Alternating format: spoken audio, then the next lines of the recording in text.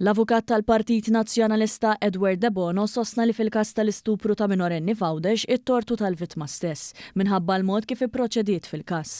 De Bono magħruf għall-qrubija tiegħu mal-kap nazzjonalista Elix Borg u anke mal-Għaqda Repubblika kiteb dan fuq il-midja soċjali kif kull ma jmur qed ikomplu jinkixfu dettalji mill-iskandlu ta' stupru. Fil-fatt sostna li ħażin li sar u lill-ġenituri u t-tifla għażlu l-flus. Iżda l-ġenituri tal-minorenni kienu xedu li huma aċċettaw il-ħlas għax ħassewhom taħt pressjoni u wara iddispjaċihom.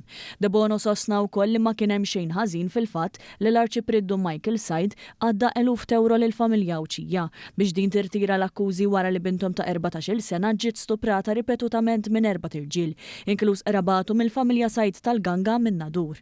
Unsista li min jikkritika lis-saċerdot ikun qed jipprova joskurah għax hu antiklerikali waqt li m'għandu l-ebda erf jew raġuni. Din l-ewwel darba li esponent tal-Partit Nazzjonalista kummenta pubblikament dwar il-każ li involvi lil tnejn mill-aħwa tad-deputat Chris Said li ddikjara li ma kien jaf xejn dwar dan l-istess każ.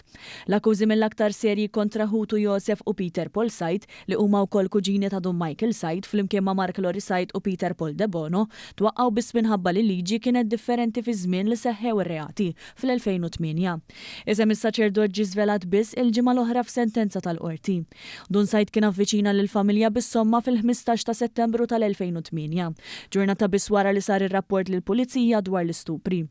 Waqt li d-dioċesi ta' Għawdex immexxija mill-Isqof Anton Tewma ma rridx tikkummenta mal-midja u mistoqsijiet ġew injorati mis-seminarju ta' Għawdex fejn l-Arċiprid taż-Żebbuġ u assistent kap stqarrija mill-Kummissjoni tas-Salvagwardji tad-Djoċesi issa qalet li qed tinvestiga l-każ.